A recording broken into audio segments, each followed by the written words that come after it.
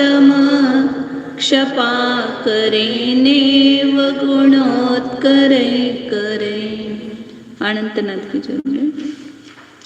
अनंत दोषाशय विग्रहो ग्रहो विसंगवान् मोहमयश्चिरं हृदि यतो जितस्तत्त्वरुचो प्रसीदता त्वया ततो भूर्भुवनन्तचित् कषाय नाम्नां द्विषतां प्रमाथिना मशेषयन्नाम भवान् शेषवित् विशोषणं मन्मथदुर्मदामयं समाधिवैषज्यगुणैर्व्यलीनयत् परिश्रमाम्बुर्भयवीचिमालिनी त्वया स्वतृष्णा सरिदार्यशोषिता कभङ्गगर्मार्कगभस्ति तेजसा परं ततो निवृत्तिधाम तावकम् सुहृत्त्वयि श्रीसुभगत्वमश्नुते द्विषंस्त्वयि प्रत्यवत् प्रलीयते भवानुदासीनतमस्तयोरपि प्रभो परं चित्रमिदं तवेहितम्। जय बोलो आचार्य समंतभद्र स्वामी की जय। बोलो चारित्र चक्रवर्ती समाधि सम्राट आचार्य शांति सागर जी महाराज। जय बोलो प्रातः स्मरणीय गुरुदेव समंतभद्र मुनि महाराज की जय। बोलो परम पूज्य आचार्य प्रवरेक्षण सुंदर सागर जी महाराज की जय। बोलो परम पूज्य मम दीक्षा गुरु वात्सल्य सिंधु आचार्य स्वयं सागर जी महाराज की जय। अनंतनाथ भगवान की स्तुति चल रही है। इसमें अनंतनाथ तीर्थंकर को अनंत जिन क्यों कहा, तो पहले श्लोक में कहा था कि मिथ्यात्व इसको अनंत कहते हैं और उस मिथ्यात्व को आपने सम्यक दर्शन के द्वारा तत्वों में रुचि करके उसको जीत लिया, इसलिए आप अनंत जित हो। फिर आपने कषाय नामक जो शत्रु है उसका भी नामो निशान नहीं रखा, उसका भी पूर्णता नाश करके आप सर्वज्ञ बने और आपने काम विकार पर भी विजय प्राप्त किया। समाधि रूपी वैषज्य औषधि गुणों के द्वारा, समाधि ये औषधि, ध्यान ये औषधि। समाधि मतलब ध्यान, समाधि मतलब मरना नहीं तो लोग समाधि मतलब कि मरना ही समाधि मतलब ध्यान करना, अपने आत्मस्वरूप में लीनता। उस समाधि रूपी औषधि गुणों के द्वारा आपने काम विकार रूपी रोग को भी नष्ट कर दिया और आपने तृष्णा रूपी नदी को भी पार कर दिया, सुखा दिया। तो तृष्णा रूपी नदी किससे कैसी है बताई थी, परिश्रम ही करना पड़ता है उसके कारण। जिस यहाँ तृष्णा है वहां पर रात दिन क्या करते रहो, पसीना बहाते रहो। क्यों पसीना बहाते हैं? क्योंकि चैन नहीं है एक क्षण के लिए भी, तो तृष्णा अंदर में शांत नहीं बैठने देते, वो परिश्रम कराती है और उसके कारण से भय हमेशा रहता है तृष्णा के कारण। और उस तृष्णा को आपने कैसे जीत लिया? निष्परिग्रहता रूपी सूर्य की किरणों के तेज से आपने उसको भी नष्ट कर दिया, मतलब सुखा दिया। और आप वीतराग हो तो आप किसी पर प्रसन्न नहीं होते, आपकी भक्ति क्यों करना? आप वीतराग है तो आप तो प्रसन्न होकर किसी को कुछ देते नहीं और किसी का कुछ दंड भी नहीं देते हो। तो जो आपकी स्तुति करता है, भक्ति करता है, वो स्वयमेव लक्ष्मीपणे को प्राप्त होता है, अंतरंग बहिरंग लक्ष्मी से संपन्न होता है।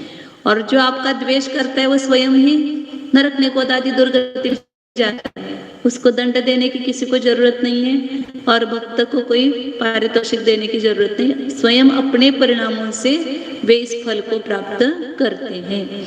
इसलिए आप तो दोनों के प्रति कैसे रहते हो? उदासीन समता भाव से युक्त हो, ऐसा आपका चरित्र है, ये बताया था। हाँ, आश्चर्यकारक है। सब जितना भी आप जैन दर्शन का वस्तु विज्ञान देखो, वो भी सबसे निराला अपूर्व है। और उसका आचरण देखो, जो भी चारित्र है वो भी सबसे उत्कृष्ट है, मतलब अद्भुत है। वहाँ कहीं पर भी स्वार्थ के लिए गुंजाइश नहीं है, कहीं पर भी कषाय का विषय का पोषण नहीं किया है। कोई भी हो, वो कषाय विषय के वश है तो उसको दंड मिलेगा है। तो इस प्रकार दोनों पक्ष उसके जो चारित्र और ज्ञान पक्ष ऐसे दूसरी जगह कहीं पर भी नहीं मिलेंगे, सब आश्चर्यकारी है। अब आगे 5वां श्लोक बताते हैं, अनंतनाथ भगवान का अंतिम श्लोक। त्वमीदृशस्तादृश इत्ययं मम,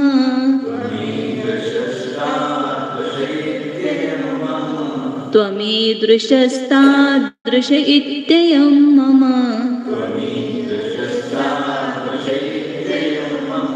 प्रलापलेशोऽल्पमतेर्महामुने,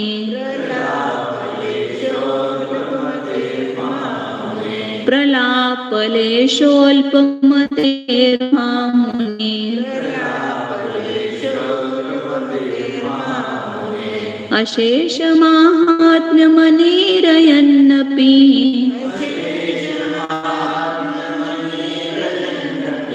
अशेषमाहात्म्यमनिरयन्नपि,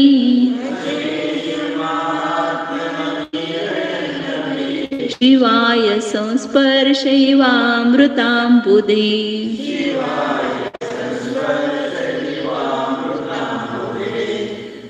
त्वमीदृशस्तादृश इत्ययं मम, प्रलापलेशोऽल्पमतेर्महामुने, अशेषमाहात्म्यमनिरयन्नपि,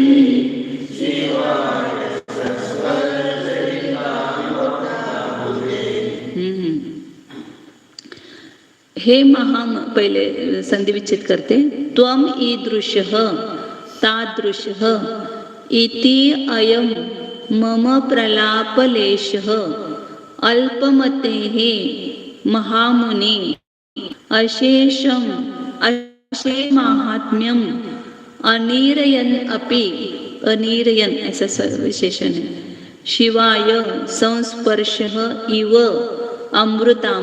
अमृताम्बुदेहे। हे महामुनि, कौन है भगवान? महामुनि, बड़े मुनि, सबसे बड़े मुनि। मुनि बड़ा भागी बोलते ना, मुनि महाव्रती है, मतलब सब मुनियों में श्रेष्ठ है, इसलिए उनको महामुनि कहा भगवान। हे महामुनि, त्वम ईदृशः तादृशः, त्वम मतलब आप, तू से ही बात करते सब जगह आचार्य, भगवान बोलते कभी कभी, कभी त्वम बोलते हैं। हे भगवान, तू कैसा है? तू ऐसा है। ईदृश मतलब ऐसा है, तादृश वैसा है, मतलब ऐसी स्तुति करें ना, आप निष्कलंक हो, आप उत्तम ज्योति हो, आप वीतराग हो, आप निरंजन हो, आप अजय हो, ऐसे सब भगवान की स्तुति कर रहे हैं। तो बोल रहे कि जो मैं ये स्तुति कर रहा हूँ कि आप ऐसे हैं वैसे हैं, ईदृश मतलब ऐसे और तादृश मतलब वैसे, ऐसा, इति मतलब यह, इति मतलब इस प्रकार, अयम मतलब यह, प्रलापलेश जो कुछ थोड़ा मैं बोल रहा हूँ, प्रलाप कर रहा हूँ, किसका ये प्रलाप है? अल्पमते है मम, मैं कैसा हूँ? अल्प बुद्धि, कुछ जानता नहीं हूँ, बहुत अल्प बुद्धि हूँ, मंद बुद्धि हूँ। ऐसा कौन कह रहे? समंत भद्राचार्य, जिन्होंने इतने ग्रंथों की रचना की, कठिन कठिन ग्रंथ, कैसे कठिन ग्रंथ लिखे, जिन शतक ग्रंथ पढ़ो उनका, एक ही अक्षर से पूरा श्लोक बनाया, न के अलावा कुछ होगा ही नहीं दूसरा उसमें। एक त लिया तो त से पूरा श्लोक, तो ताती त्यू तो ऐसा मतलब सब है, पूरे श्लोक में दूसरा अक्षर ही नहीं है। ऐसे स्तुति शतक की रचना की है। ऐसे रचना करने के लिए तो बहुत बुद्धिमत्ता चाहिए। और आप, हमने पढ़े हैं सब, देवागम स्तोत्र, स्वयंभू स्तोत्र, युक्ति अनुशासन, कितने ग्रंथ ऐसे कि मतलब न्याय शैली में स्तुति ग्रंथ बनाए हैं। तो ऐसे उनकी कितनी बुद्धिमत्ता, उनके श्लोक भी पढ़े कि मैं वाग्मी हूँ, वादी हूँ, कवि हूँ, गमक हूँ, तो इतने सब उनके विशेषण थे। तो वो भी क्या बोल रहे हैं कि मेरा अल्प बुद्धि ऐसा मेरा, मैं बहुत अल्प बुद्धि, क्योंकि जय धोला में आए पंचम काल के सभी जीव मंद बुद्धि है। पहली पुस्तक में आता है ना, जितने भी जीव है सब मंद बुद्धि है। पूर्व जो श्रुतधारी और पूर्वधर जो थे उनके सामने तो कितनी बुद्धि अपने बहुत अल्प है। तो वो मतलब ये वास्तविकता है और वो वास्तविकता लगनी चाहिए अपने को। मैं थोड़ा सा पढ़ा लिखा हो गया कि बस मेरे से बड़ा कोई नहीं है और मैं जो जानता वो कोई नहीं जानता है, सबसे ज्यादा विद्वान मैं ही हूँ इस दुनिया में, ऐसा लगने लगता है। तो ये कभी ऐसा अहंकार नहीं होना चाहिए ज्ञान का। तो ये लघुता, ये विनय है कि अल्प बुद्धि और ऐसा मेरा अल्प प्रलाप लेशा, यह जो प्रलाप लेश, थोड़ा सा प्रलाप है, बोलना है मेरा थोड़ा सा कि आप ऐसे हो वैसे हो। तो यह जो थोड़ा सा प्रलाप है वह अशेष महात्म्यम अनिरयन अपि, उस प्रलाप से क्या आपकी महिमा हो जाएगी? आपकी तो महिमा कितनी है, आपकी महिमा अनंत है, उसको कोई पार नहीं कर सकता है।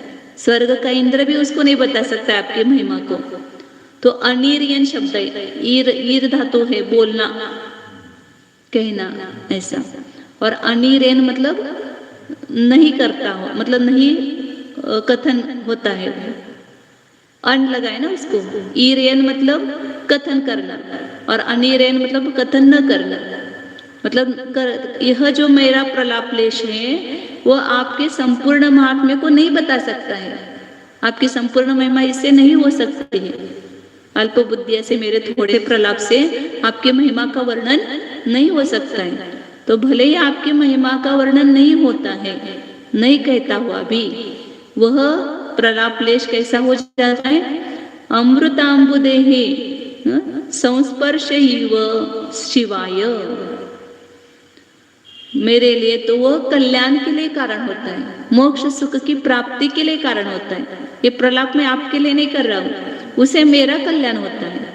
भले आपकी महिमा पूरी नहीं बता पाते हम, लेकिन वह जो आपकी स्तुति की गई, हमने थोड़ा सा आपके बारे में बोला है, वह हमें मोक्ष के लिए कारणभूत होता है, मोक्ष सुख के लिए। जैसे अमृतांबुदेह संस्पर्श इव, अमृत समुद्र, अंबुदि मतलब समुद्र, अमृत का सागर, सुधा सागर, अमृत सागर की तो अपन चर्चा सुनते हैं, हर एक व्यक्ति उसमें अवगान नहीं कर सकता है। और यदि कोई वहां पर उस अमृत समुद्र का स्पर्श भी उसको हो गया, समझो टच भी हो गया, तो उसको जो आह्लाद आता है, लाभ होता है, उसमें अवगाहन करेगा उसको तो लाभ ही लाभ है। वो तो बहुत ये है उसका, उसमें अवगाहन करने वाला, उसको तो बहुत आनंद की प्राप्ति होगी।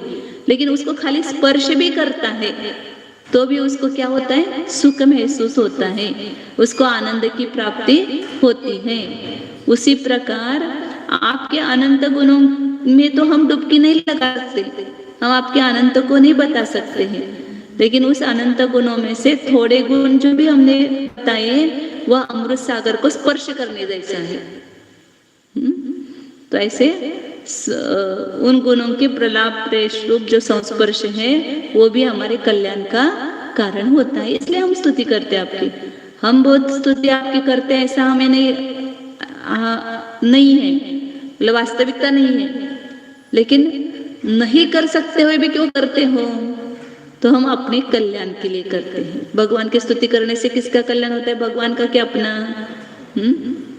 भगवान की पूजा की, भगवान को बहुत वह ये हो गया होगा ना, इन लोगों ने हमारा अभिषेक किया, इतना बोल करके गा करके, उनको कुछ भी खुशी नहीं है और उनको कोई भी लाभ नहीं है। वो तो अपने आत्म स्वरूप में डूबे हुए हैं। उनकी जो भी स्तुति भक्ति करते हैं वो सब अपने कल्याण के लिए करते हैं और उससे अपना कल्याण होता ही है। ऐसे अपने को श्रद्धा चाहिए अंदर में। भले अपन रोज पूजा करते हैं और कुछ घटना विपरीत घट गई, आप पूजा करके गए और कुछ एक्सीडेंट हो गया, तो आप बोलेंगे इतने भगवान की पूजा करके भगवान को दया नहीं है क्या हमारे? लोग ऐसा बोलते हैं। इतना भी भगवान ने हमारे ऊपर दया नहीं रखी। हम इतना सब करते हैं कि इतना सब किसके लिए करते? भगवान के लिए करते हैं क्या? तो इतना समझना कि हमारा तो पाप कर्म का उदय था और वो बहुत तेज था, लेकिन भगवान की पूजा की इसलिए एक्सीडेंट होकर के मैं बच गया, नहीं तो आज चला जाता, नहीं तो बहुत बड़ा घाव हो जाता, बहुत बड़ा मतलब दर्द ये हो जाता। लेकिन थोड़ा सा ही हो गया। तो थोड़ा सा ही क्यों हो गया? क्योंकि हमने अभी अच्छे भाव किए थे, भगवान की पूजा की थी, इसलिए वो पाप भी कम हो गया संक्रमित होकर के। तो ऐसी श्रद्धा अंदर से चाहिए कि कभी भी अच्छे परिणामों का फल बुरा नहीं होता है। आपने परिणाम अच्छे किए थे ना, तो अच्छा का फल अच्छा ही मिलता है। बीज अच्छा बोया है तो फसल अच्छी आएगी, और बीज भी यदि खराब बोया है तो खराब ही आएगी, या जो बोया है वही आएगा। इसलिए ये उल्टा श्रद्धा कभी नहीं करना। हम तो बाहर के इसमें व्यस्त रहते हैं तो हमें इतनी तकलीफ नहीं होती, और प्रतिमा लेते तो सबको तकलीफ होती है। लोग बोलते हैं प्रतिमाधारियों को अभी जो रोग होता है, दर्द हो रहा है, आपने प्रतिमा ली इसलिए इतनी तकलीफ हो रही है आपको। पूछो मौसी को, मगदम मौसी को, सब ऐसा ही बोलते हैं कि तुमने प्रतिमा ली इसलिए इतनी तकलीफ हो रही है। अब तक प्रतिमा लेने से तकलीफ होती है क्या? पाप कर्म का उदय क्या प्रतिमा लेने से आया है क्या? हाँ, आया भी होगा पाप कर्म का उदय, लेकिन वो हमारे अच्छे परिणामों से उसका उदय जल्दी आ रहा है। बहुत दिन के बाद आने वाला था, वो जल्दी आकर के खिल रहा है। मैंने पहले भी बताया था कि जब कोई जीव संयम मार्ग में बढ़ता है तो उसकी ऐसी असंख्यात गुणी कर्मों की निर्जरा होती है। मतलब जो बहुत काल के बाद आने वाले थे उदय में, वो जल्दी जल्दी आकर के खिर जाते, फल दे करके खिर जाते, क्योंकि अभी अपने पास पैसे है ना, तो जल्दी जल्दी कर्जा लेकर के चले जाते हैं। तो अच्छा ही है, मतलब इस मार्ग पर बाधाएं आए तो हित के लिए, अहित के लिए नहीं है। उससे हम ज्यादा कर्म की निर्जरा कर सकते हैं, और भी उसमें शांत परिणाम रखेंगे तो अपना भविष्य काल नहीं बिगड़ेगा। अभी यदि हम धर्म मार्ग में नहीं होते और ऐसी आपत्ति आती तो क्या परिणाम करते हैं? अशुभ परिणाम करते ना, उसके हाय हाय करके, आकुलता करके उस पीड़ा को सहन करते। लेकिन अब इस धर्म मार्ग में है तो स्वाध्याय आदि के द्वारा परिणामों की विशुद्धि करके हम उस दुख को शांति से सहन करते हैं। तो क्या हो जाता है? कर्मों की जरा हो जाती है। तो ये कोई जानता नहीं, तत्व नहीं जानता, अज्ञानी कुछ भी बोलने दो, अपने को क्या करना है। लेकिन कभी भी ये सोचना नहीं कि धर्म करने से मेरा बुरा होता है। क्या भैया? ब्रह्मचर्य लेंगे तो अच्छा होगा कि बुरा होगा? शादी करेंगे तो अच्छा होगा कि ब्रह्मचर्य रखेंगे तो अच्छा होगा? उससे तो बहुत कर्मों की निर्जरा करोगे आप, और बहुत सारा पुण्य का संचय होगा, और इस भूमि एक जैसी मिलेगी ना, उससे कितनी गुनी मिलेगी स्वर्ग में देवी आपको। तो एक देवी के पीछे क्या फिर 15, 20, 25 साल के लिए उसके पीछे क्यों लगना? मैंने कहा सांसारिक सुख की भी इच्छा है तो भी धर्म करो तो ज्यादा मिलेगा आपको। सुख से सांसारिक सुख की इच्छा करना नहीं है, लेकिन लोग समझते नहीं है कि यहाँ जो आप विषय भोग करके पाप में अपना जीवन गमा रहे हो, वो यदि धर्म में व्यतीत करेंगे तो उससे कई गुना पुण्य मिलेगा और इससे कई गुना सुख आपको मिलेगा। लेकिन पाप करने से कोई सुख मिलेगा नहीं। तो यहाँ पर है भगवान की जो भी हम भक्ति करते स्तुति करते हैं वो कल्याण के लिए है। शिवाय ये शब्द याद रखो। हमारा जो भी थोड़ा सा प्रलाप है वो हमारे कल्याण के लिए है। गुरुओं की भी हम स्तुति करते वो अपने कल्याण के लिए है, वो गुरुओं के कल्याण के लिए नहीं। गुरुओं के प्रति भी नहीं की, उसका फल किसको मिलेगा? गुरुओं को, अपने को मिलेगा ना। तो जो हम जो करेंगे उसका फल हमें ही प्राप्त होगा और वो अच्छा ही मिलेगा। वर्तमान में तुलना नहीं करना, अभी मैंने इतना अच्छा भाव किया और ऐसा क्यों हुआ, तो अभी जो आपको फल मिला है वो कर्म के उदय से पुराना है, अभी के परिणामों का वो फल नहीं है। आगे बता रहे अब ये अनंतनाथ भगवान की स्तुति हो गई। अब धर्मनाथ भगवान की स्तुति करते हैं। 15वें धर्मनाथ। धर्म तीर्थमनघं प्रवर्तयन्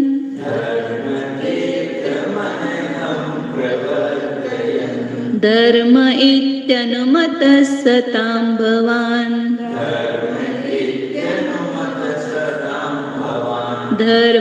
धर्मतीर्थमनघं प्रवर्तयन्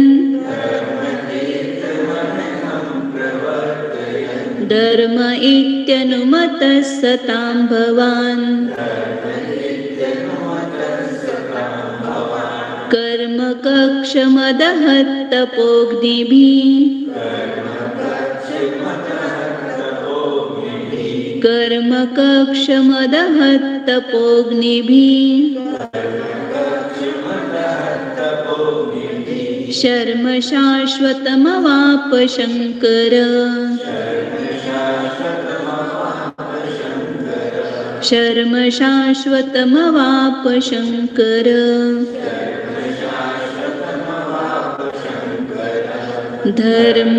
धर्मतीर्थमनघं प्रवर्तयन् धर्म इत्यनुमतः सतां भवान् कर्म कक्षमदहत् तपोग्निभिः शर्म शाश्वतमवाप शंकर। यहाँ से वो अलग है तर्ज, मतलब ये इसकी अभी तक वो उपजाति या इंद्र वज्र या उपेंद्र वज्र वंशस्थ, ये चारों का थोड़ा बहुत लक्षण समान ही है। ये चारों की चाल एक ही है तर्ज। और ये होगा रतोद्धता है। धर्म तीर्थम धर्मजिन, उसका अर्थ करें। हरे इसमें पहले उनके नाम के अनुसार अर्थ करते हैं ना, तो उनका धर्मनाथ नाम क्यों रखा, तो उसका कारण बता रहे हैं। धर्म तीर्थम अनघम प्रवर्तयन् धर्मः इति अनुमतः सतां भवान् कर्म कक्षम अदहत् तपोग्निभिः शर्म शाश्वतम अवाप शंकरः।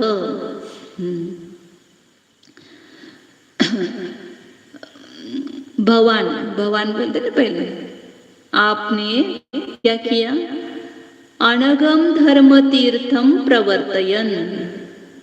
अनघ मतलब निर्दोष, अघ मतलब पाप दोष, और अनघ मतलब पाप रहित निर्दोष निष्पाप, ऐसे धर्म तीर्थ को। धर्म तीर्थ कैसा है, तीर्थ किसको कहते हैं, जिसके द्वारा तरा जाता है वो तीर्थ है। तो ये धर्म रूपी तीर्थ है। वास्तव में किसी गंगा नदी के किनारे वो तीर्थ नहीं है, या किसी क्षेत्र को तीर्थ नहीं कहते हैं, धर्म को ही तीर्थ कहते हैं। क्योंकि धर्म क्या करता है, इस जीव को इस संसार समुद्र से पार करता है। तो समुद्र से जो पार करने वाला है वो तीर्थ, घाट होता है ना या पुल होता है, उसको तीर्थ कहते हैं। तो अपने को संसार समुद्र से कौन पार कराएगा, ये धर्म ही कराएगा। तो धर्म को ही तीर्थ कहा।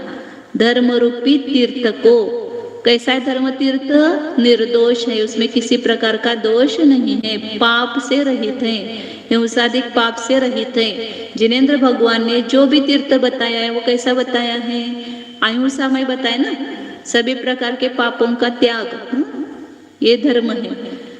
और उत्तम समाधि 10 लक्षण धर्म, ये जितने भी धर्म बताए अहिंसा धर्म, तो ये सब निर्दोष है, अपने जीव के दोषों का नाश भी करने वाला है। इसलिए निर्दोष ऐसे धर्म तीर्थ का प्रवर्तन कराते हुए, प्रवर्तयन, आप धर्म इति सताम अनुमतः, धर्म ऐसे सज्जन पुरुषों के द्वारा माने गए हो। सताम अनुमत, ये वो संस्कृत में तृतीया के अर्थ में षष्ठी होती है। वहां पर अनुमत शब्द है ना, कबुधावी का रूप, उसको बोलते हैं क्रोध रूप आता है, तो उसके साथ षष्ठी होती है। सताम मान्य, सज्जनों के द्वारा मान्य, ऐसा अर्थ होता है उसका, लेकिन होगी विभक्ति षष्ठी, सताम मान्य, ऐसे सताम अनुमत हो, सज्जनों को मान्य हो, मतलब सज्जनों के द्वारा अनुमत है। रस सज्जन कौन? गंधरादिक देव, जो भी महापुरुष है वो आपको धर्म इस नाम से संबोधन करते हैं। धर्म ऐसा कहते हैं। क्यों धर्म कहते हैं? क्योंकि आपने निर्दोष ऐसे धर्म तीर्थ का प्रवर्तन कराया, इसलिए आपको धर्म ऐसा नाम देते हैं, सब कहते हैं। और आपने क्या किया? उनका नाम शंकर भी है। धर्म जिनका नाम शंकर भी रखा। क्यों? क्योंकि कर्म कक्षम अदहत तपोग्नि भी। आपने क्या किया? तपरूपी अग्नि के द्वारा, तपोग्नि भी। तप अग्नि बहुत बड़ी अग्नि, बाहर की अग्नि तो केवल उतने काष्ठ को जलाती है, लेकिन ये तपरूपी अग्नि कर्म रूपी काष्ठ को, सकर्म रूपी वन को, कक्षम वन, अपने पास क्या है? कर्म रूपी वन पड़ा हुआ है। कहाँ भटक रहे हम? कर्म रूपी जंगल में। तो उस वन को जलाना है, तो कैसे जलाएंगे? जंगल नष्ट करते हैं ना, तो क्या करते हैं? उसमें दावाग्नि लग जाती है। वड़वाग्नि नहीं, वड़वाग्नि तो समुद्र में होती है, दावाग्नि लग जाती तो पूरा वन का वन जल जाता है। तो ये कर्म रूपी वन कैसे जलेगा? जैसे जंगल में आदमी भटक जाता है तो दुखी होता है, पार नहीं कर सकता है उस जंगल को, और सुख की प्राप्ति उसको नहीं हो सकती है। तो हम भी इस कर्म रूपी जंगल में, जंजाल में फंस गए हैं, इसलिए यहाँ दुख से बाहर नहीं निकल पा रहे। तो इस वन को जलाना पड़ेगा, उसके बिना हमें सुख की प्राप्ति नहीं होगी। तो भगवान ने क्या किया? कर्म रूपी वन को जला दिया। कैसे जलाएंगे? तपोग्नि भी। हाँ, तप रूपी अग्नि के द्वारा। कुछ नहीं, हम आयश आराम करते रहेंगे घर में और सुख मिलेगा। हाँ? थोड़े काल के लिए पुण्य कर्म का उदय आएगा तो आपको ऐसा सुख भासित होगा, लेकिन पुनः ऐसे तीव्र कर्म का उदय आएगा, असाता कर्म का उदय आएगा तो आपको नरक निगोद आदि गति में जाकर के पढ़ना पड़ेगा, तब आप उसमें उससे बाहर नहीं निकल पाएंगे। इसलिए अभी वर्तमान में मनुष्य पर्याय में तप करने की संधि अपने को मिली है। तो तभी हम तप के द्वारा अपने कर्मों को कम कर सकते हैं। पूरा जला भी सकने की सामर्थ्य है इस मनुष्य पर्याय में, तप में। लेकिन अभी पंचम काल में भले ही सही कि पूरा नहीं जल सकता है, लेकिन कुछ आधा वन तो, आधा से ज्यादा बहुभाग मिथ्यात्व को जला दिया तो बहुभाग वन जल गया, समझना अपना। मिथ्यात्व का तो हम नाश कर सकते हैं अभी वर्तमान भाव में भी, लेकिन उसके लिए क्या करना पड़ेगा? तप। तप मतलब बाहर से केवल उपवास आदि करना इतना ही नहीं है। अंतरंग तप जो है ध्यान, सबसे बड़ा तप कौन सा है? ध्यान है 12 तपों में। फिर उससे निकृष्ट है स्वाध्याय, विसर्ग, स्वाध्याय, उससे कम ध्यान है।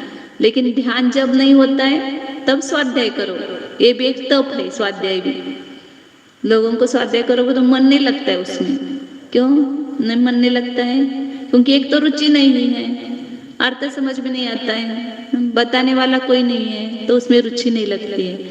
लेकिन एक बार इसमें लगे और हम स्वाध्याय जितना काल करेंगे उतने काल हमारे कितने कर्मों की निर्जरा होती है, पाप का नाश होता है, कषाय की उत्पत्ति नहीं होती है, बहुत सारे लाभ होते हैं स्वाध्याय में। तो इसलिए आचार्य कह रहे कि तप करना चाहिए। और भगवान ने क्या किया? धर्मनाथ भगवान ने, सभी ने किया है कि तप रूपी अग्नि के द्वारा अपने कर्म रूपी वन को ही अदहत मतलब जला दिया। भूतकाल है ये अदहत। तो इसलिए उनको क्या कहते हैं? और क्या किया? जला करके क्या मिला उनको? शर्म शाश्वतम अवाप। आपने शाश्वत, शर्म मतलब सुख, शाश्वत सुख को अवाप मतलब प्राप्त कर लिया। ये भी भूतकाल है। आप, आपतु, आपहु ऐसे चलता है वो, आप धातु है। तो आपने शाश्वत सुख को प्राप्त कर लिया। जब तक कर्म पास बैठा हुआ है तब तक समझना कि आपको सुख की प्राप्ति पूर्णता नहीं होगी। इसलिए मुनिराज भी अभी उनको सब कुछ छोड़ा है, फिर क्यों इतना कष्ट करते हैं? मतलब आत्मा में तपस्या करते, इतने उपवास करने की क्या जरूरत है? इतना सब त्याग करने की, रस त्याग करना, ये त्याग करना, क्यों, क्या जरूरत है? खाओ ना, अच्छा पीछा मिल रहा है, चौके में इतना बढ़िया भोजन मिलता है तो खाओ उसको। लेकिन उससे अपने कर्म की निर्जरा नहीं होगी। कर्म की निर्जरा इच्छा को रोकेंगे, और इच्छा को रोकने के लिए फिर रस त्याग करते हैं, अवमोदर्य करते हैं, उपवास करते हैं, वृत्ति परिसंख्यान करते हैं। ये सब जितने भी बाह्य तपस्या करते हैं वो अपनी इच्छा को रोकने के लिए करते हैं। तो इसलिए आचार्य कह रहे कि तप रूपी अग्नि के द्वारा ही कर्म रूपी वन जल सकता है। मतलब ये सब बताते उन्होंने किया, मतलब आप भी करो। कहने का तात्पर्य क्या होता है, उनकी स्तुति हो गई, लेकिन हमें भी ये पता चला कि हमें कर्म का नाश कैसे करना है, कौन से साधन के द्वारा उन्होंने किया, तो उसी साधन के द्वारा हम भी करेंगे। साधन दूसरा नहीं है, सभी के लिए एक ही साधन है, कर्म निर्जरा का, तपसा निर्जरा। तत्वार सूत्र का सूत्र है, तप के द्वारा कर्म की निर्जरा होती है। पाप कर्म के उदय में रोते नहीं बैठना है, उसमें अपने को पुरुषार्थ करके धर्म मार्ग में लगना है। तो धर्म मार्ग में लगेंगे, तप करेंगे तो अपने आप सब कर्म नष्ट हो जाएंगी। तो इसलिए जितना पाप का उदय आता है समझना कि मुझे बहुत ज्यादा जरूरत है धर्म करने की, और पाप का उदय आता है तो लोग क्या करते हैं, धर्म करना छोड़ देते हैं। रोग हुआ है, मत स्वाध्याय में मत जाओ, सामायिक मत करो, सो जाओ, ऐसा करो वैसा करो, मतलब सब सलाह भी ऐसे देते हैं। उल्टे उस समय अपने को ज्यादा धर्म की जरूरत है, ज्यादा धर्म करना है। भले आप पैसे नहीं जा सकते हो, लेकिन परिणामों से तो कर सकते हैं। तब तो इसलिए आचार्य कह रहे कि आपको शंकर क्यों कहा, शंकर, शंकर का अर्थ होता है क्या, भगवान शंकर है कि नहीं है? ये कैसे शंकर होते, ये तो धर्मनाथ भगवान है। ये धर्मनाथ भगवान नहीं, ये भी शंकर है। क्यों? क्योंकि शम करोति इति शंकर। अपने भगवान को भी शंकर कहो, महादेव कहो, ब्रह्मा कहो, विष्णु कहो, कुछ भी कहो, नाम से कुछ ये नहीं है। उस नाम का जो अर्थ है वास्तव में उनमें सार्थक होता है। जिनको नाम दिया गया है उनमें तो उस अर्थ की सार्थकता नहीं है, लेकिन भगवान को ही वे नाम देंगे। शंकर जिसको आप कह रहे हो वो शंकर नहीं, वास्तविक ये शंकर है। शम मतलब शांति, सुख, उसको करने वाला। तो उस शंकर की आराधना से शांति मिलेगी, इस शंकर के आराधना से शांति मिलेगी। तीर्थ अपने अरियंत सर्वज्ञ भगवान की स्तुति भक्ति करने से अपने को सुख की प्राप्ति होती है। इसलिए वास्तव में ये शंकर शाश्वत सुख की प्राप्ति, ऐसे लौकिक सुख की प्राप्ति नहीं, वो भी होती है, लेकिन उससे भी बढ़िया सर्वोत्कृष्ट सुख क्या है, जो मोक्ष सुख है, शाश्वत सुख, वो भी प्राप्त होता है। तो उन्होंने ऐसे शाश्वत सुख को प्राप्त कर लिया, और उनके निमित्त से अन्य जीव भी सुख को प्राप्त करते हैं, इसलिए उनको शंकर भी कहते हैं। धर्म क्यों कहा, धर्म तीर्थ का प्रवर्तन किया, इसलिए उनको धर्म ये नाम मिला। और कर्म का नाश करके उन्होंने शाश्वत सुख की प्राप्ति की, और निमित्त से भव्य जीवों को भी सुख की प्राप्ति होती है, इसलिए उनको शंकर यह नाम मिला है। क्या बोल रहे? भवान, भवान सार कहते की भवान म्हणजे आप, भवान मवापने ते अवाप शब्द आहे तो, शाश्वतम तोडायचं, शाश्वतम और अवाप, अवाप मतलब प्राप्त किया, प्राप्त केलं, अविनाशी शाश्वत सुख प्राप्त केलं, म्हणून त्यांना शंकर असं म्हणतात। और एक लेते देव मानव निकाय सत्तमय,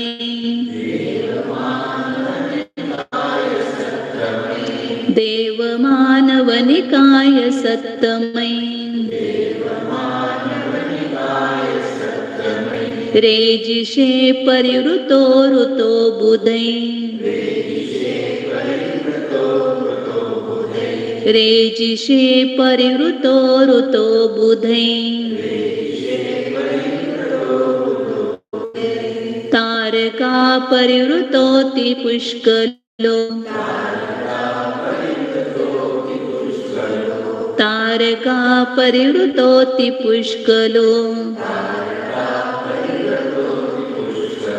व्योमनीव शशलाञ्छनो मल,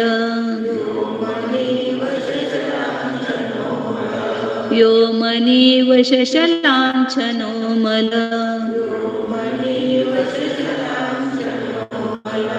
देव मानव निकाय सत्तम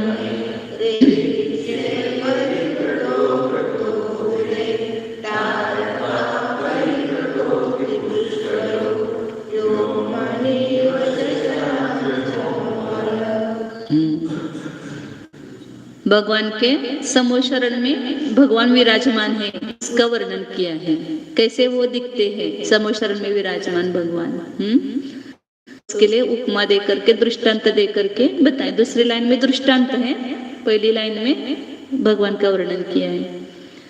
देव मानव निकाय सत्तमैहि बुधैहि, पहले संधि विच्छेद रखेंगे। देव मानव निकाय सत्तमैहि एक ही शब्द है, वो विसर्ग का ये हो गया र और र का लोप हो गया क्योंकि आगे रेजिशे है। रेजिशे परिवृतः वृतः बुधैहि तारका परिवृतः अति पुष्कलः व्योमनि इव, दीर्घ है ना वह, उसमें से इव निकलेगा। व्योमनि इव शशलांचनः अमलः। शशलांचन देव मानव निकाय सप्तमही। समोशरण की रचना अपन सब पढ़ते हैं, ग्रंथों में सुनते हैं। अभी साक्षात तो नहीं देख पाते हैं क्योंकि नहीं जा सकते हैं। विदेश क्षेत्र में तीर्थंकर है अभी भी, लेकिन हम वहां नहीं पहुंच सकते। लेकिन पहले हम भी बहुत बार समोशरण में गए, लेकिन अभी याद नहीं आता है। लेकिन जब ग्रंथों में पढ़ते तो समझ में आता है कि समोशरण कैसा होता है, कितना उसका वर्णन किया है, कैसे कैसे कितना बड़ा समोशरण होता है, 12 योजन, इतने बड़े बड़े समोशरण, उसमें 7 होती है, चैत्य भूमि वगैरह, और वो भी कितनी बड़ी बड़ी, और वहाँ कैसे प्रासाद है, और सब देव कैसे वहां पर आकर के संगीत गाना वगैरह करते हैं। बहुत तिलेपन्नति में पढ़ा ना, कितना वर्णन है समोशरण का। फिर 7 भूमि के बाद वहां पर 12 सभाएं हैं। 12 सभा में कौन कौन बैठते सब, कितने हजारों मुनिराज, लाखों श्रावक श्राविका आरिका, और संपूर्ण भवनवासी, व्यंतरवासी, ज्योतिष्कवासी, विमानवासी, देव और देवियां, और तिर्यंच प्राणी भी, सिंह आदि सब, विरोध वैर रखने वाले भी ऐसे तिर्यंच प्राणी उसमें पहुंच जाते समोशरण में सहजता से, बिना कुछ कष्ट से।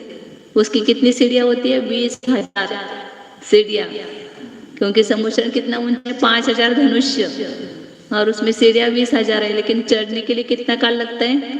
अंतर्मुहूर्त। अंतर्मुहूर्त में उसमें ऐसे किसी को कुछ तकलीफ नहीं होती, किसी को वहां समोशरण में रोग नहीं होता है, किसी को कुछ कष्ट नहीं होता है, कोई दुख नहीं होता है। ऐसा वो समोशरण का महात्म्य है। और भगवान का होते तो सब 12 सभा, फिर ऊपर 3 पीठ रहते हैं, कटनियां 3, उसके भी ऊपर अदर कितने अभी आगे बताने वाले अष्ट प्रातिहार्य अत्यंत वैभव सहित वहां समोशरण में विराजमान होते हैं। तो उनके चारों ओर कितने लोग हैं, लाखों करोड़ों सब जीव है। देव तो असंख्यात, ये तो सब संख्यात है, संख्या लाख करोड़ में, और देव तो कितने होते हैं? असंख्यात देव उतने समोशरण में बैठ जाते हैं। ऐसे उस समोशरण की महिमा होती है। और ऐसे सब किसको के लिए आए हैं? भगवान की दिव्य ध्वनि सुनने के लिए। और भगवान वह 3 कटनी के ऊपर विराजमान है, अपने आत्म स्वरूप में नहीं। इतना सब समोशरण का वैभव है, लेकिन ऐसे आँख खोल के देखते नहीं कौन कौन आया है मेरी सभा में, कितने लोग आए हैं, इतनी मेरी बड़ी सभा है। कुछ है क्या उनको अहंकार? कुछ भी नहीं है। तो कैसे वे देव मानव निकाय सप्तमही, देवों का उत्कृष्ट, देवों का समूह, और मानव निकाय, मानवों के उत्तम समूहों से, उत्तम, सप्तम मतलब उत्तम होता है, उत्तम समूहों से कैसे हैं? रेजिशे ने परिवृत बुद्धि, और कैसे वे सब ज्ञानी, गंधराधिक ज्ञानी लोगों से, परिवृतः, परिवेष्टित, घिरे हुए, वृतः,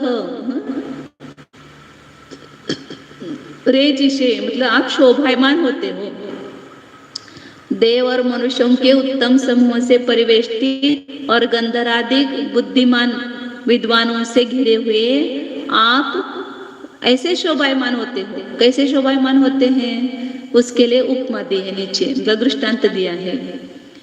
व्योमनी, व्योमनी मतलब आकाश, आकाश में, तारका परिवृतः, अमल अति पुष्कल अमल शशलांचन इव। जब पूर्णिमा का चंद्र होता है ना, कैसा होता है, परिपूर्ण होता है, उसकी उपमा दी है उस चंद्रमा की। जैसे वो चंद्र कैसा है, अति पुष्कल है मतलब पूर्ण है, बड़ा है मतलब, और तारकाओं से परिवेष्टित, उसके संपूर्ण चारों ओर कौन है, तारका, तारकाओं से घिरा हुआ है, तारका परिवृत हो ऐसा। और कैसा है, निर्मल, सफेद है, कोई उसमें मल नहीं है। तो ऐसा आकाश का में परिपूर्ण निर्मल चंद्रमा, तारकाओं से परिवेष्टित चंद्रमा जैसे शोभायमान है, वो उपमा दी। संपूर्ण तारका में देव मानव एक हो गए तारका, और भगवान मतलब भगवान कैसे है, निर्मल है, पूर्ण द्रव्य कर्म, भाव कर्म, मल का उन्होंने नाश किया है, चार घाती कर्म का नाश किया, तो वो निर्मल है उनका आत्मा। और कैसे परिपूर्ण है, अपने स्वभाव से पूर्ण है, ऐसे वो भगवान परमान शोभायमान होते हैं। वो भी उपमा वास्तव में नहीं है, उससे भी चंद्रमा तो उदय अस्त होता है, लेकिन भगवान का उदय अस्त नहीं होता है। उसमें आता है निर्धूम वर्तिरपवर्जित तैलपूर, उसमें उन्होंने तुलना की है ना सूर्य और चंद्र से। नास्तम कदाचित उपयासी, आप कभी भी अस्त को प्राप्त नहीं होते, चंद्र तो अस्त को प्राप्त होता है, लेकिन आप कभी अस्त को प्राप्त नहीं होते हो। तो लेकिन एक दृष्टांत लौकिक लोगों को समझाने के लिए वो दृष्टांत दिया है।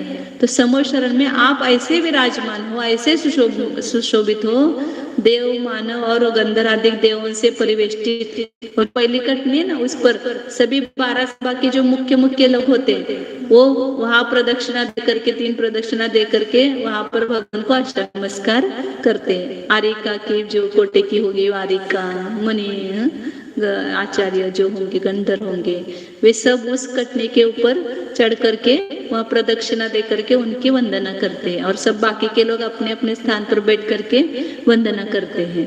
ऐसे अद्भुत वर्णन है सब समो शरण का।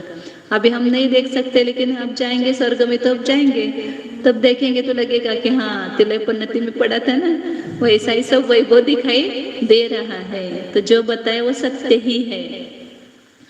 उसमें जैसा नचर की टीका में आता है ना, मतलब देखते जा करके तो कैसे अंदर से उद्गार निकलते देवों के, जो हमने सुना था वो सत्य ही है, वही ये गंधर्वादिक देव है, वही ये सर्वज्ञ देव है, वही ये समो शरण है, ऐसा वहां पर ये निकलते वचन निकलते हैं। तो इस प्रकार भगवान की शोभा का वर्णन किया है। पुष्कल, अति पुष्कल एक शब्द घ्यायचा। अति पुष्कल म्हणजे अत्यंत, पुष्कल म्हणजे भरपूर होता है, यहाँ पर परिपूर्ण अर्थ लेना है। मतलब पूर्णिमा का चंद्रमा लेना है, पूर्णिमा का चंद्रमा लेना है, वही शोभायमान होता है ना।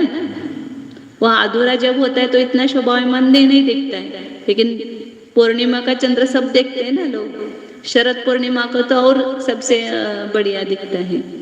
तो चंद्रमा जब घनपटल से आच्छादित हो, अपूर्ण हो, तो शोभा को प्राप्त नहीं होता है। लेकिन जब वह निर्मल हो गया, आवरण से रहित हो गया, तो निर्मल हो गया, और जब परिपूर्ण होता है, मतलब पूर्णिमा का चंद्र, वो शोभायमान होता है।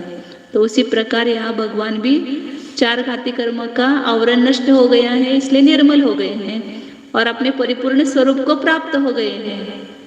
संसारी लोगों का संपूर्ण एक ऐसा है, आधा चंद्रमा जैसा है स्वरूप, और भगवान मतलब पूर्ण चंद्रमा के चंद्रमा है, पूर्ण कला विकसित हो गई ना उसकी।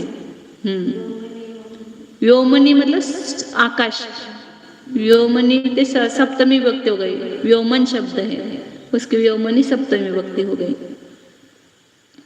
नभसे बोलते ना, आकाशे, नभसे, व्योमनी, ऐसे अलग अलग शब्द है। गगन, बहुत सारे शब्द है आकाश के लिए। संस्कृत में तो शब्दों का भंडार है जितना निकालो उतना निकलता है। क्या करना, बस करना, क्या करना, बस करना, हाँ? एक और लो, सरल ही है। हाँ, शशलांचन, शश का चिन्ह है ना उसको, हाँ, शशांक बोलते हैं। शशलांचन, लांछन मतलब चिन्ह, खरगोश का चिन्ह जिसके ऊपर है, चंद्रमा को मानते हैं ना, उसके ऊपर खरगोश का चिन्ह है ऐसा। आगे और लेते हैं। प्रातिहार्य विभवै परिष्कृतो, प्रातिहार्य विभवै परिष्कृतो, देहतोऽपि विरतो भवान् अभून्, देहतोऽपि विरतो भवान् अभून्, मोक्षमार्गमशिषन् रामरान्, मोक्षमार्गमशिषन् रामरान्, नापि शासनफलैषणातुर, नापि शासनफलैषणातुर,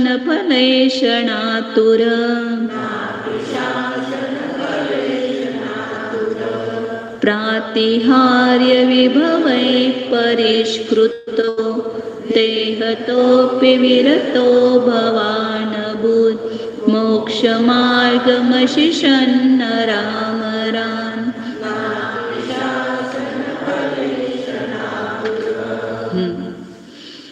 इसमें भी समोशरण का वर्णन करके भी उनके अंतरंग की जो विरक्त परिणति है, मतलब संपूर्ण वैभवन से युक्त किया है, निर्लेपता भगवान की, या उससे विरक्तता बताई है। पहले संधि विच्छेद करते। प्रातिहार्य विभवैहि परिष्कृतः देहतः अपि विरतः भवान् अभूत्, भवान् अलग करना, अभूत्, मोक्ष मार्गम अशिषत नरामरान् न अपि शासन फलैषणातुरः।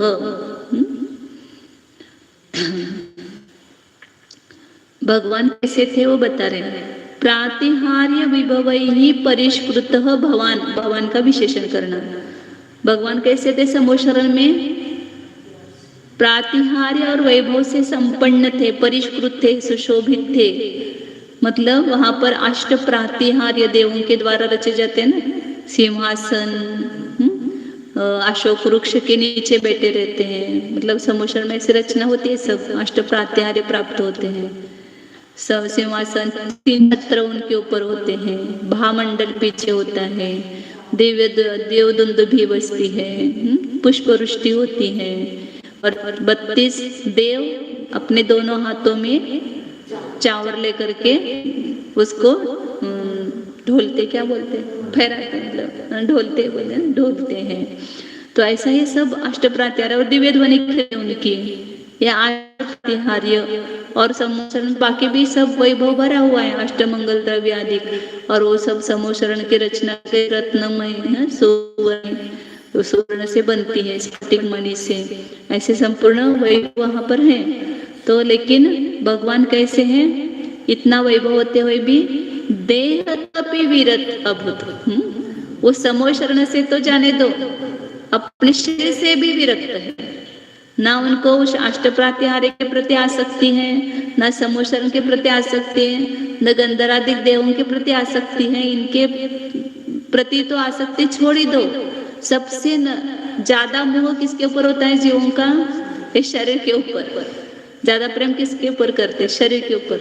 समझो बहुत सारा वैभव भरा हुआ है और उस समय ऐसा प्रसंग आया कि अपना प्राण जा रहा है, तो आप किसको बचाएंगे? संपत्ति को बचाएंगे कि प्राणों को बचाएंगे?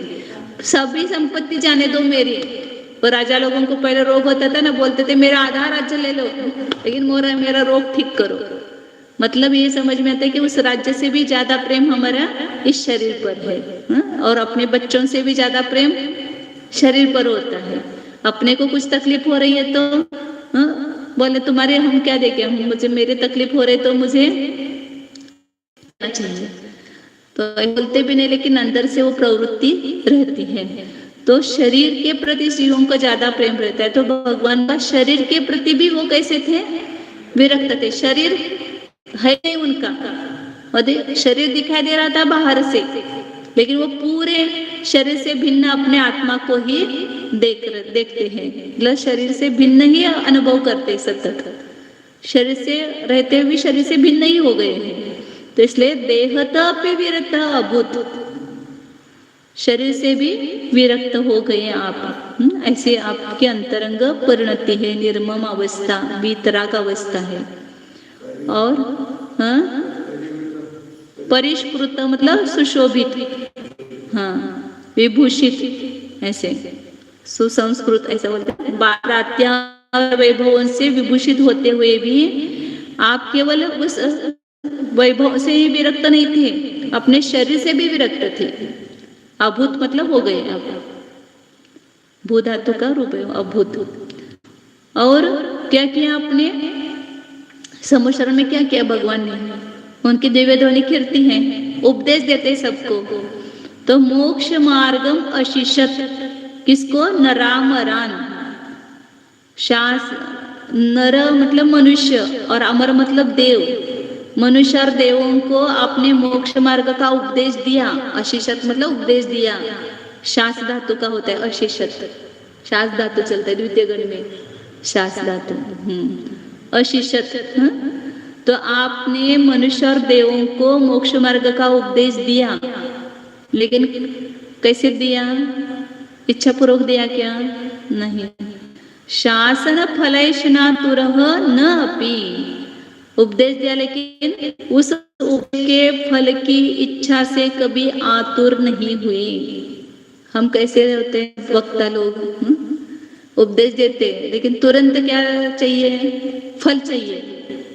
कुछ ना कुछ फल की अपेक्षा रख करके उपदेश देते ना, मेरा बड़प्पन हो, सब जगह मेरी प्रसिद्धि हो, या कोई वक्ता पैसे का ये करके आते हैं पैकेज, इतना 1000 रुपए देंगे तो हम आएंगे, वक्तृत्व देंगे, तो एक घंटे के भी 1000 कितने रुपए लेते हैं।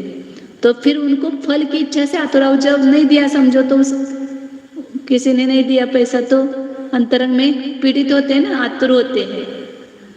तो उपदेश भगवान कैसे देते हैं? निरीक्षा पूर्वक देते हैं। इसलिए उनको कोई भी आतुरता नहीं है कि लोग सुनते कि नहीं है, ध्यान देते कि नहीं है, और मेरी बड़ाई करते कि नहीं है। उपदेश देंगे, बाकी कुछ भी नहीं फल होगा, फल की इच्छा होगी। लेकिन उपदेश के बाद सबको क्या लगता है कि बहुत अच्छा हुआ, ऐसा तो कहे। बोलते कि कुछ नहीं, लेकिन इतना तो कहते कि अच्छा हुआ, इतने तो फल की इच्छा रखते हैं। तो लेकिन भगवान को किसी भी फल की इच्छा नहीं है। तो इसलिए उपदेश दे करके आप उस उपदेश के फल की इच्छा से आतुर नहीं हुए।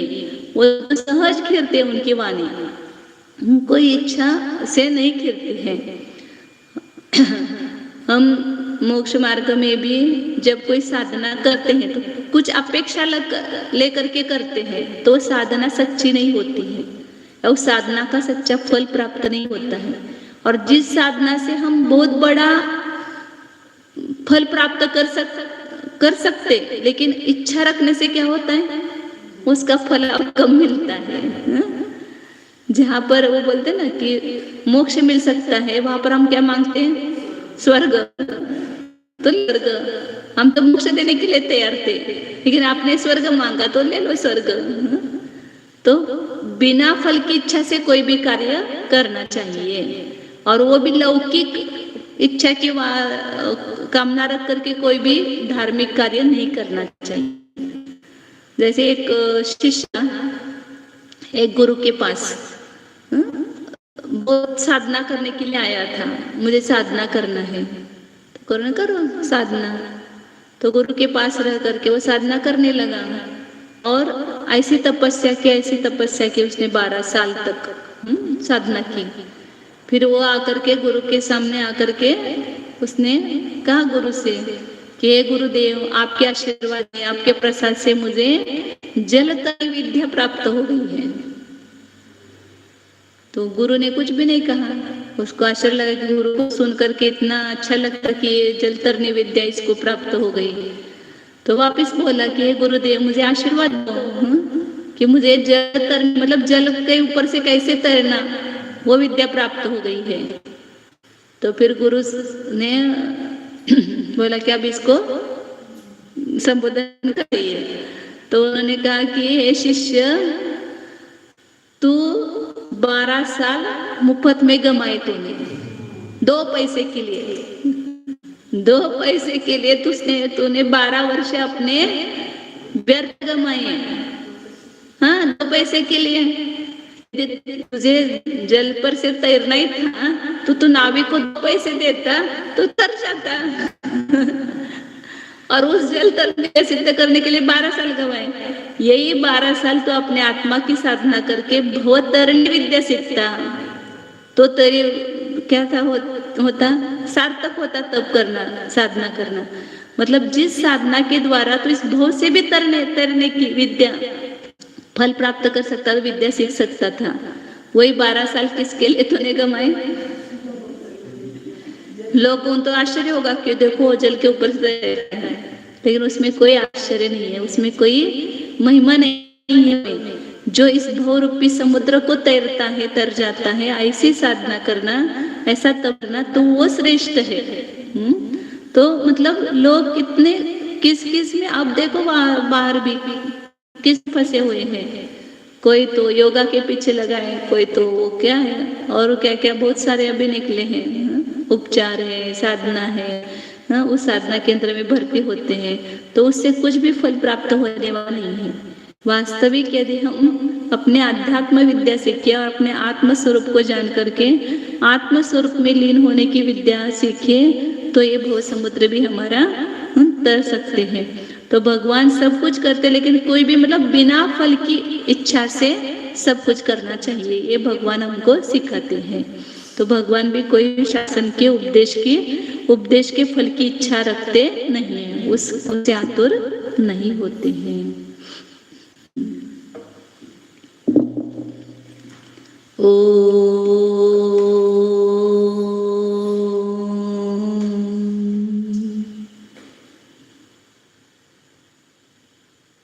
जानिए, यह मैं शुद्ध चैतन्यमय जीव ही हूँ,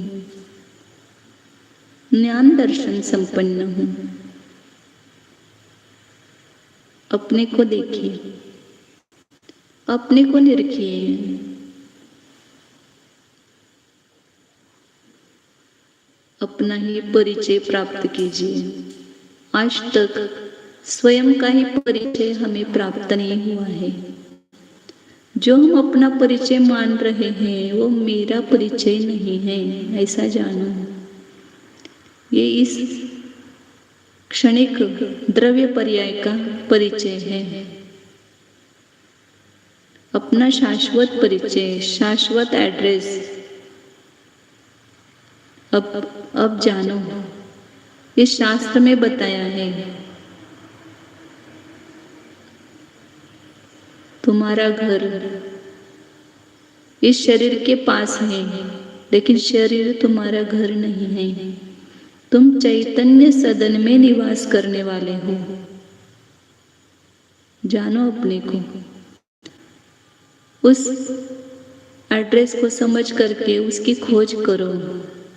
शरीर के पास ही देखो, लेकिन शरीर के पास मेरा घर स्वतंत्र है, चैतन्य रूपी घर है, असंख्यात प्रदेश रूपी घर है। और इस असंख्यात प्रदेश रूपी चैतन्य गृह में ज्ञानादि अनंत गुणों का वैभव भरा हुआ है। इसका नाम शुद्धात्मा है। और काम क्या है मेरा, तो केवल जानना मेरा काम है। मैं 24 घंटे केवल जानता ही हूँ, प्रतिक्षण हर समय केवल जानन जानन जानन रूप क्रिया हो रही है। ऐसा यह मैं ज्ञानमय पदार्थ हूँ। देखो अपने को वैसा। भोजन करना, सोना, चलना, खाना, पीना ये मेरा स्वभाव नहीं है। मैं निराहार अनन्य स्वरूपी हूँ।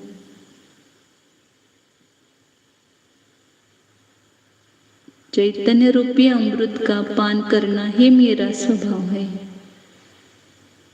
करो, उस चैतन्य अमृत अंदर ही भरा हुआ है। उस चैतन्य अमृत के सागर में डूब जाओ तो कैसा आनंद मिलता है देखो।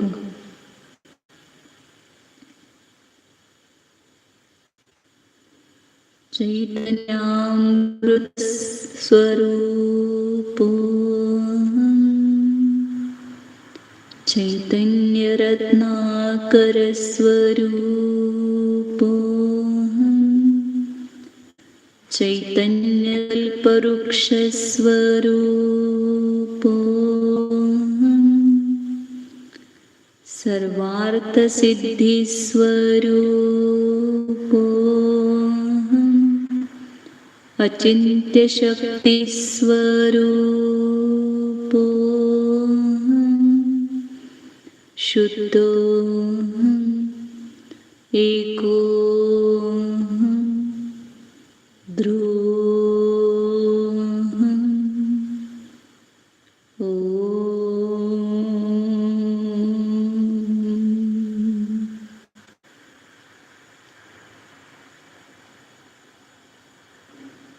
विसर्जन। नमो अरिहन्ताणं नमो सिद्धाणं नमो आयर्याणं नमो उवज्जायाणं नमो लोहे सवसा